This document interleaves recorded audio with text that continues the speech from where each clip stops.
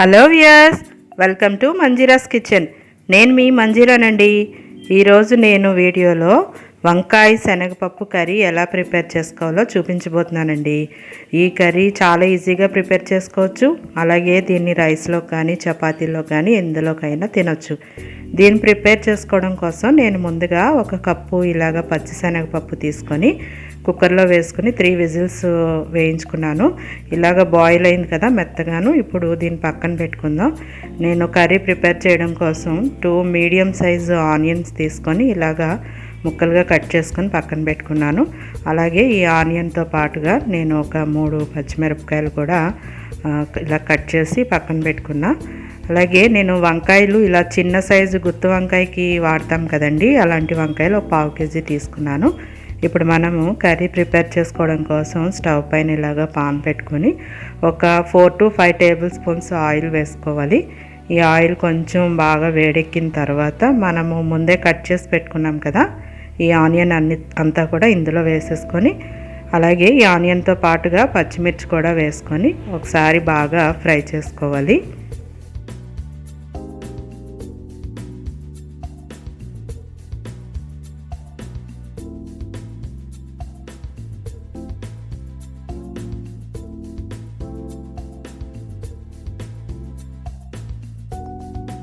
ఈ ఆనియన్ మనకి బాగా గోల్డెన్ బ్రౌన్ కలర్ వచ్చేదాకా ఫ్రై చేసుకోవాల్సి ఉంటుందండి. అందుకని మనము దీన్ని ఇలా లిడ్తో క్లోజ్ చేసేసి ఒక 5 మినిట్స్ పాటు కుక్ చేసుకుంటే ఆనియన్ అంతా కూడా బాగా కుక్ అయిపోతుంది.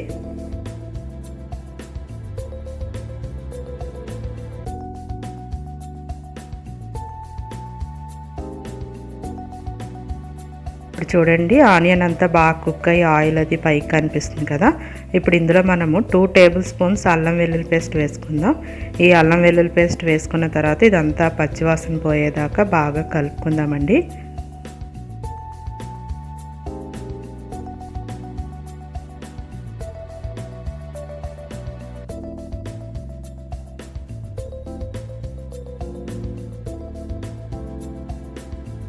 ఇలా అంతా బాగా మనము అల్లం వెల్లుల్లి పేస్ట్ అంతా ఫ్రై చేసుకున్న తర్వాత నేను వంకాయలని ఇలాగా చూడండి, గుత్తి వంకాయ కట్ చేసుకుంటాం కదా 4 సైడ్స్, నేను అలాగే కట్ చేసుకుని వేసుకుంటున్నాను.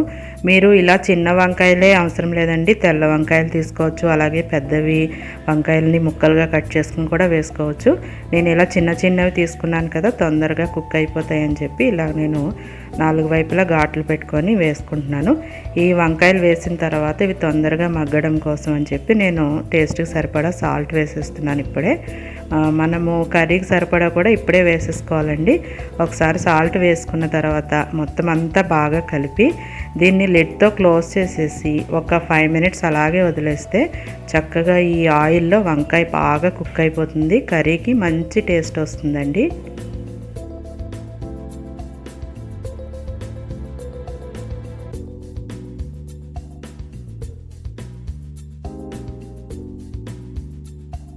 మనము ఇలాగ ఒక 5 మినిట్స్ తర్వాత లిడ్ తీసి చూస్తే వంకాయలన్నీ చూసారా ఆయిల్లో బాగా కుక్ అయినాయి కదా, ఆయిల్ కూడా పైకి వచ్చి బాగా కనిపిస్తుంది. ఇలాగా నూనెలో వంకాయని బాగా మగ్గించుకోవడం వల్ల అండి వంకాయ చాలా సాఫ్ట్గా వస్తుంది. అలాగే ఈ సాల్టు అల్లం వెల్లుల్లి పేస్ట్ అంతా కూడా వంకాయలకి పట్టి మంచి టేస్ట్ వస్తుంది. ఇలా వంకాయల్ని మగ్గించేసుకుంటే మనం ఎక్కువ వాటర్ కూడా పోసుకోవాల్సిన అవసరం ఉండదు. ఇప్పుడు ఇందులో నేను ఒక 1/2 స్పూన్ పసుపు వేస్తున్నాను. అలాగే 2 టేబుల్ స్పూన్స్ కారం కూడా వేస్తున్నానండి. దీంతో పాటుగా నేను గరం మసాలా, 1 స్పూన్ గరం మసాలా కూడా వేస్తున్నాను.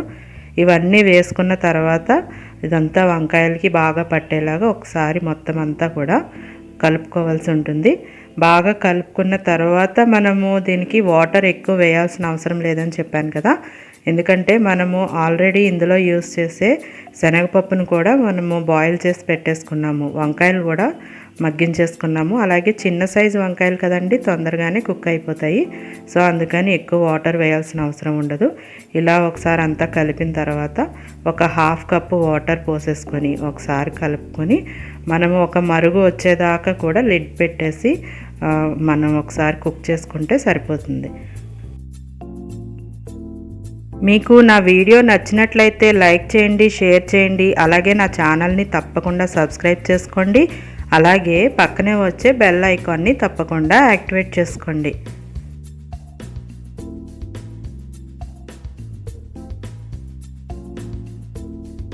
ఇప్పుడు చూడండి కర్రీ అంతా కూడా బాగా బాయిల్ వచ్చింది కదా. ఇప్పుడు మనము మంటని లో ఫ్లేమ్లోకి అడ్జస్ట్ చేసుకొని మనం ఆల్రెడీ బాయిల్ చేసుకున్న శనగపప్పుని ఇందులో వేసుకోవాల్సి ఉంటుంది.